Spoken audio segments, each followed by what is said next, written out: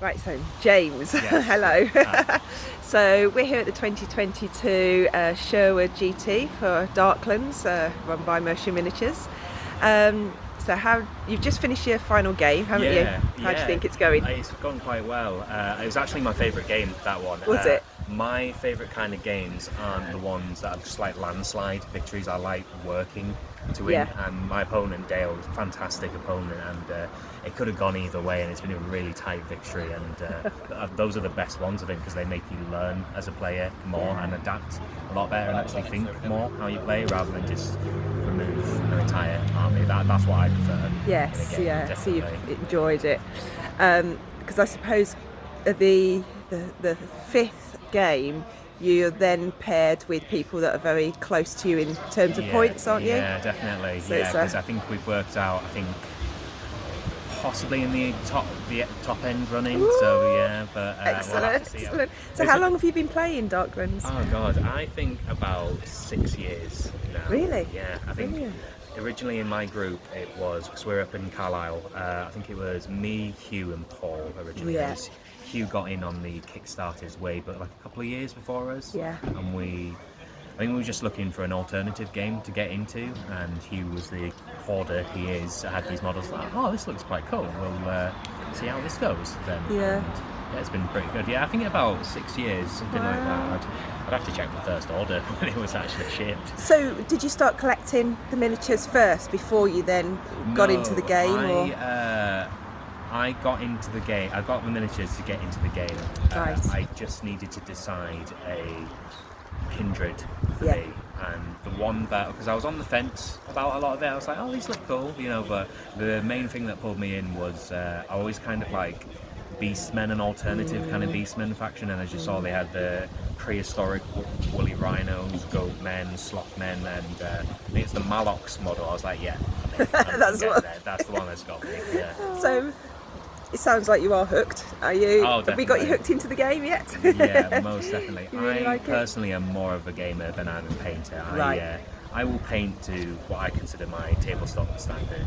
Yeah. I know some people find joy in it. I don't. I No. just slap that paint on and get them on the table. Is it more the strategy? Yeah, it's really the strategy element Yeah. for me. It's what I describe as one of the more in-depth rule books and actual game itself out there compared to certainly all the other kind of like fantasy kind of trope games there. And it's actually kind of different in its own right and in an interesting way as well.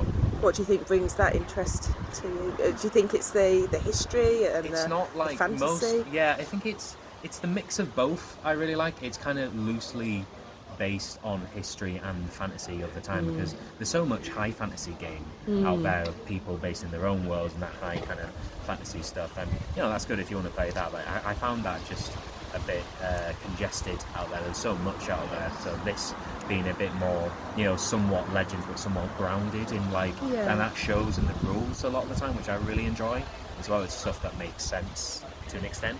Did you see it as more like a fresh approach or Yeah, something? I'd say so. I've not seen another one out there that made me think, I've heard this is amazing. Usually it's overly simple, a lot of that Okay. kind of stuff, and that doesn't entice me at all. No, Kinda, it doesn't sort of grab you and keep you there. yeah, it can be a bit too easy, and I think it can be exploited too much for metas and so on, whereas there's so much variety in this that it's really hard to follow the curve of that, and it's Yeah. updated regularly enough that it's not too kind of spiky to one meta as well, so it's kind of regulated by the company as well, quite more Yes. regularly than like the big companies as well. Because Rob likes to make sure you've got a lot of input into the and the that's game and the really rules. reflected in the game as well, and that actually feels pretty good that the audience is heard, because there's so many big companies out there that will release a book every 4 or 5 years, and that's it for the next 4 or 5 years, and Yeah. they might release a little errata, a few little changes here, that's about it, but we feel like there's a massive input on our side, and that side is heard, and it really tailors the game and makes it just feel more detailed and fun, importantly, most of all. I think he likes tournaments like this because we get a lot of feedback all the way through, really. Yeah. Sort of good and bad, but things that we can move forward to make the game better Yeah. all round. What are the key things within the game that you think really captured you and you really excite you when you're actually playing a game? Some of the actions, perhaps. So, of course, the models, to start with, the models look amazing. I'd like to think they're probably some of the best out there on the market, really. Yeah. And I think the game itself is just structured in such a way that it's really detailed, specifically detailed, that there's not a lot of room for interpretation from the wrong angle, which, because of how detailed that is, it's very straightforward how you're meant to do something. I know that can put people off because they only want to read like a sentence or two but that's, to me, it can be incredibly vague when it's written very poorly. So it's written really well, and just the structure of it, everything feels fair. Of course, there's things that are powerful, but if there's anything too powerful, because of the input of the community, it can be easily, not necessarily nerfed, but just brought down to a level where it's like still useful, but not too much. So you're talking about strength and might and things like that of the individual characters, the individual miniatures. And like, I quite like that each kindred and each even realm in the kindred has their own kind of like accent, what they can bring to the table as well. Like if you want to bring lizardmen with snake, then go ahead. Like that's like kind of a horde side and like a high skill side, or you can mix and match with a lot of other aspects. You can even bring allies from other kindreds as well, which that in itself brings and it's fantastic for like, I don't feel strictly structured to just stay in one kindred as well. I can actually expand into other kindreds as well, and I can see, they actually can ally with that one when I have enough of that one, and that's kind of like a pleasure I like seeing. So you've got the flexibility to be able to keep sort of adding to your armies and just trying out different strategies and different approaches, have you? Yeah, it's always interesting to see how it goes, because it's one of the most interesting thing about it is it's one of these games like you can be winning so well, then suddenly it can just swing massively, and I kind of enjoy that aspect. It's not just like when you're winning, you're winning. I like that kind of uncertainty that can turn on you based on a bad move or on a bad decision. And that really keeps you hooked. Yeah, that keeps you on your toes as well. So thinking about people that might be umming and ahhing about wanting to play Darklands, what would you advise them and suggest to them?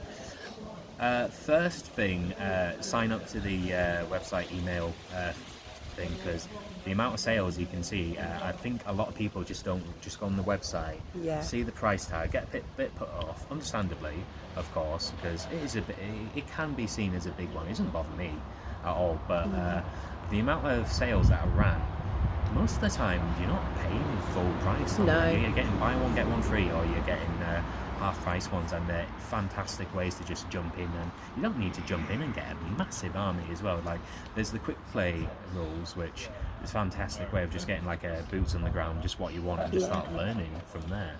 Really. And just sort of build up, bringing in different sort of actions and different rules. And the forum's particularly active as well, so you can get a lot of input on there as well from the community and see what's running well and so on. Excellent.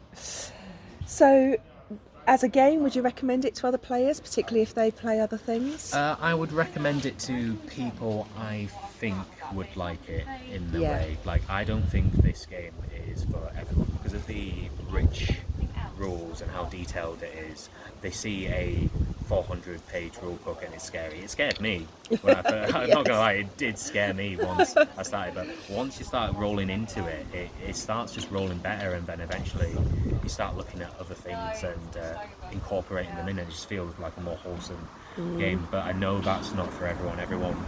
Sometimes people just want a 20-30 minute game, and you could probably do that with a very small army kind of thing, but like I quite like my big army, big game. Sit down for a couple of hours, but I would suggest people who like an in-depth game that like having big armies, and it's going to take a while as well, but it can be really rewarding in its own way doing that as well, I think. Excellent.